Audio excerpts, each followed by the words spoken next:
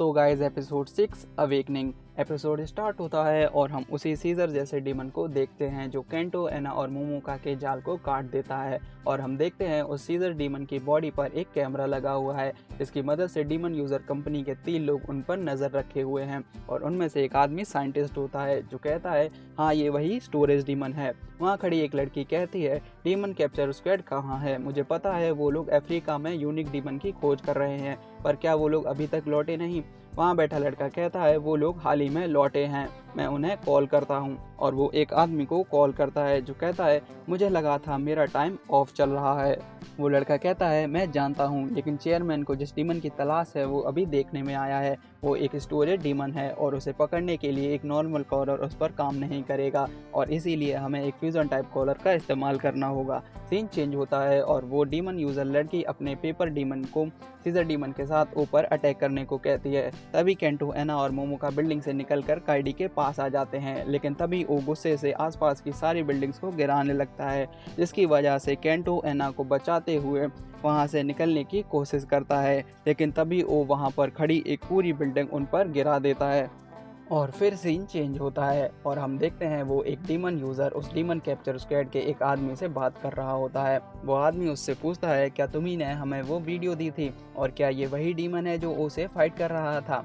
Demon user कहता है हाँ, पहले तो मुझे लगा था वो बस एक छोटी सी डीमन है, लेकिन फिर वहाँ कुछ ऐसा हुआ जिससे वो पूरी तरह से पागल हो गई। इसके बाद हम बिल्डिंग गिरने के बाद का सीन देखते हैं जहाँ बाकी के लोगों को तो इगुसु बचा लेता है, लेकिन केंटो के सिर पर चोट लगने की वजह से वो वहीं बेहोश हो जाता है।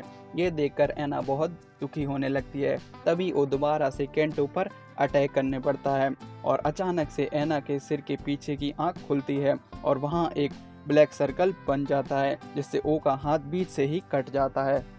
इसके बाद एना के गुस्से की वजह से एना की पावर्स अवेक हो जाती हैं और वो पूरी तरह से ट्रांसफॉर्म हो जाती है और एना कुछ ही सेकंड्स में पूरी तरह से ओ को ख़त्म कर देती है और गुस्से से पागल होने लगती है। और फिर सीन चेंज होता है, केंटो अब उठ जाता है और एना को ढूंढने लगता है। केंटो देखता है एना एक गड्ढे में है और एक पेपर की तरह पतली हो चुकी है और फिर केंटो अपने मुंह से एना को हवा देता है और एना वापस से ठीक हो जाती है। एना की पावर्स को देखकर काइडी बहुत हैरान हो जाती है।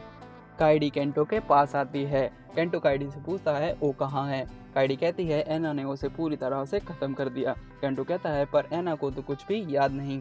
इसके बाद वो सभी वहाँ से जाने लगते हैं और वो 3 डीमन यूज़र बातें कर रहे होते हैं जो कहते हैं ये तो वही स्टोरेज डीमन है जिसकी इन्फॉर्मेशन देने पर रिवॉर्ड भी है।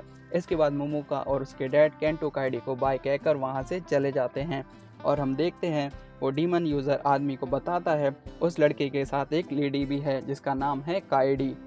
इसके बाद हम क्योटो सिटी का सीन देखते हैं जहां काइडी और केंटो एक होटल में स्टे करने के लिए जाते हैं।